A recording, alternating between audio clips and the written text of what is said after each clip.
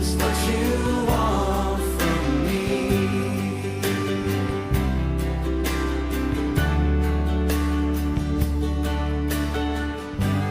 Faithfulness. And the common people heard him gladly. Then he said to them in his teaching, Beware of the scribes, who desire to go around in long robes, love greetings in the marketplaces, the best seats in the synagogues, and the best places at feasts, who devour widows' houses, and for a pretense make long prayers. These will receive greater condemnation.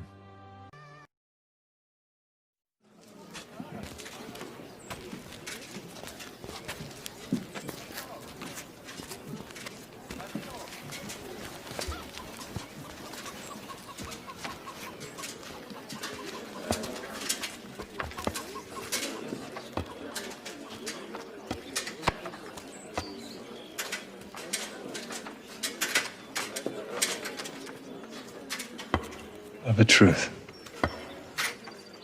I say unto you that this poor widow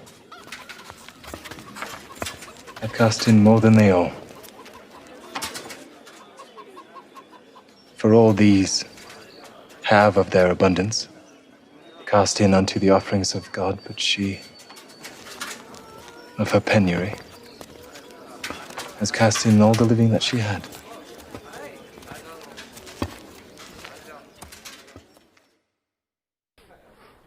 Our gospel today has two parts to it. Perhaps we could divide our commentary accordingly. The first part is about the proud scribes, who are the antithesis of the humble poor widow that we will look at secondarily. First, Jesus brings our attention to the scribes who would have been congregating around the temple area where Jesus is presently speaking. And he says to his disciples, be on guard against the scribes who like to parade around in their robes and accept marks of respect in public, front seats in the synagogues, and places of honor at banquets. I have to confess, this teaching makes me a little uneasy. As far as I can see, it's the priest who primarily wears the long robes, accepts the marks of respect in public, sits in the front of the church, and sits at places of honor at banquets.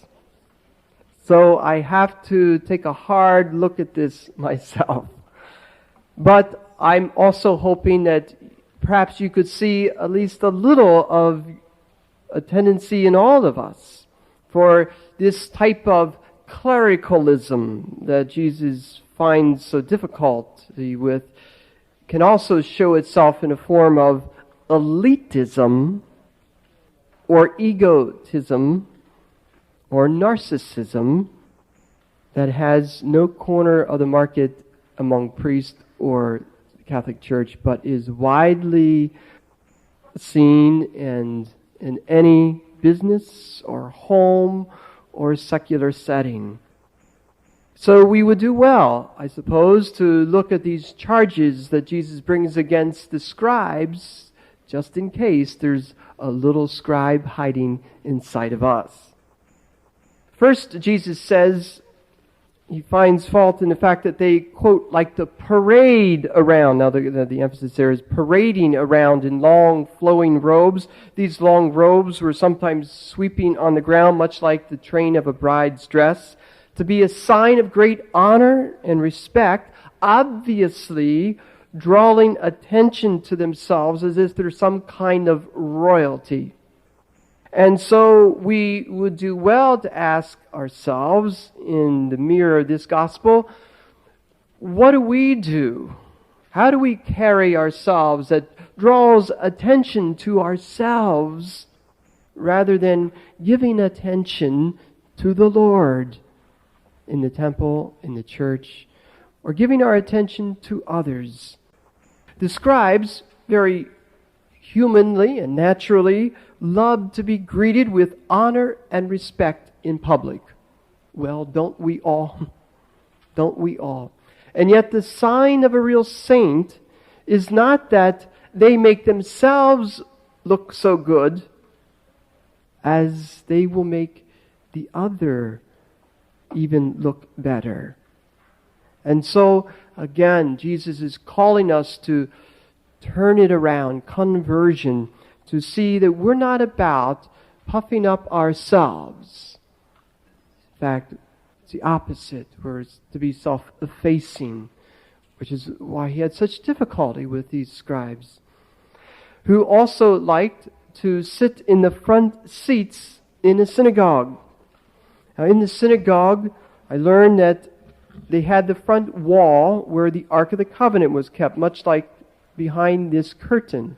In fact, there was a curtain there where the Torah was kept, not unlike our tabernacle in many churches. And there was the Torah, the first 5 books of the Bible, kept on a scroll that was the very sign of the Lord's presence. Well, they had against that wall a bench where the distinguished dignitaries would sit facing the congregation. And evidently, many of them liked to be on, quote, stage, looking out to an admiring congregation. This is what really got to Jesus, because it missed the focus on the Lord. And you see, Jesus was always pointing us to focus on the Father. And that's why we can so often get in the way of God, even with our best intentions. We all do that.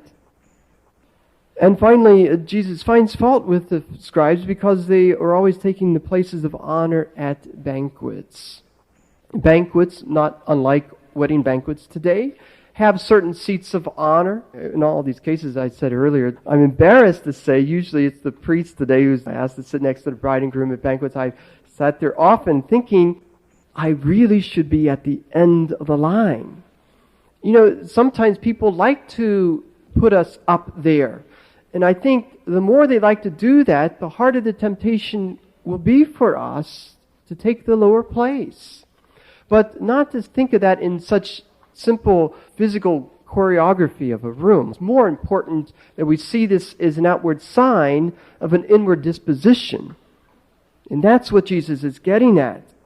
And so I like to just say that there is nothing so terrible about any one of the things Jesus is finding fault with, so much as it all seems to represent how the scribes had a certain spirit that was corrupt with pride and arrogance.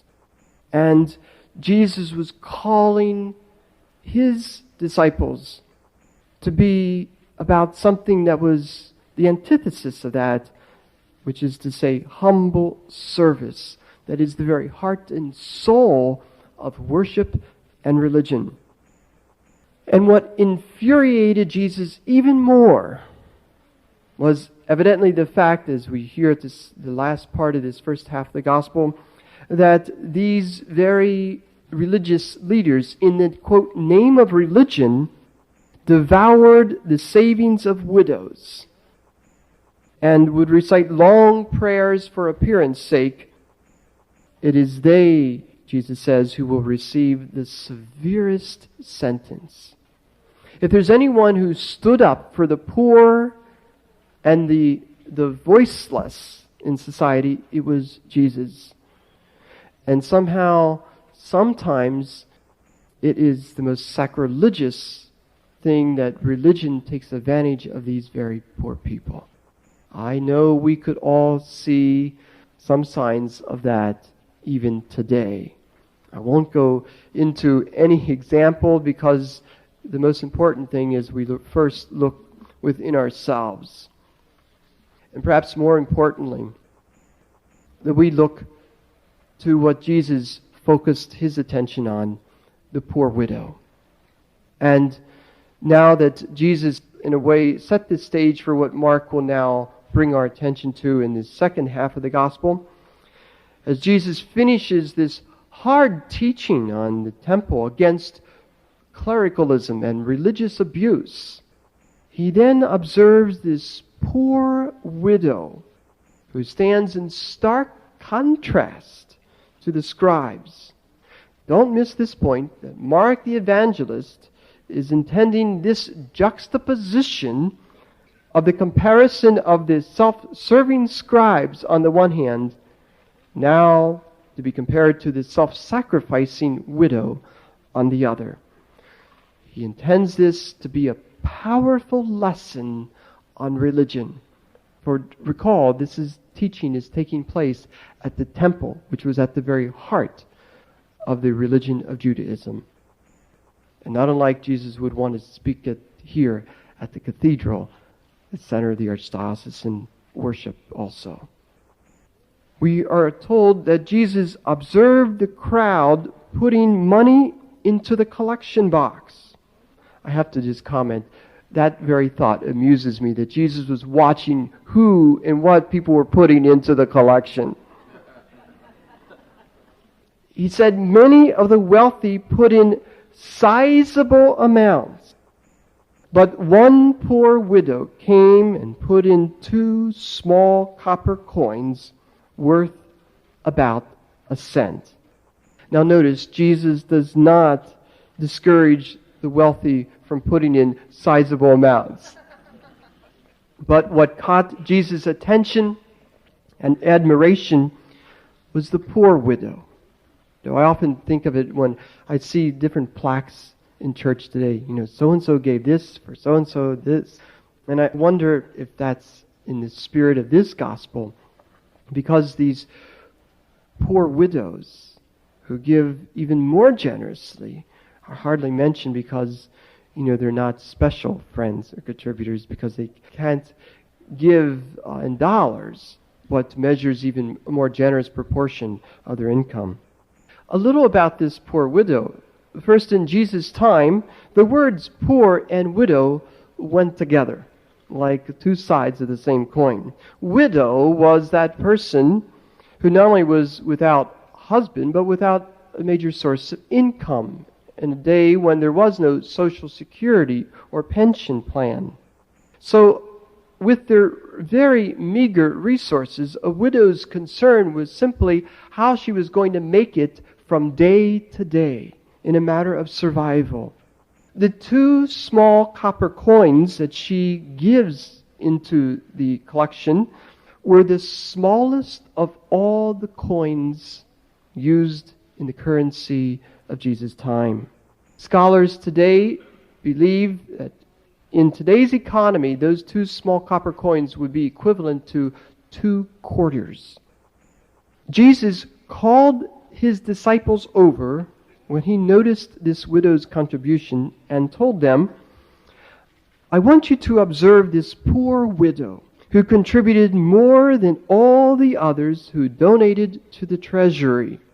They gave from their surplus wealth, but she gave from her want all that she had to live on. Isn't that a beautiful line? She gave all that she had to live on. You can see that Jesus wanted his disciples to not miss this lesson of what it means to give to God all that we have to live on, and how few of us have that generosity of heart to give over all that we would otherwise hold onto ourselves. I would suggest that we could spell this widow's mite, M-I-T-E, as M-I-G-H-T. For this widow certainly exemplifies a mighty trust in God as she invests her savings, herself, completely into trusting in the generosity of the Lord. When Jesus saw it, it must have so inspired him. He immediately called his disciples and said, you've got to see this. You know how it is when we see something that inspires us and we tell our friends, you've got to see this. You've got to hear this. Look at this widow. This is a living parable, what I've been trying to teach you all along. Jesus wanted his disciples to see such a beautiful example of the gospel, of giving and serving and sacrificing. That's what it's all about.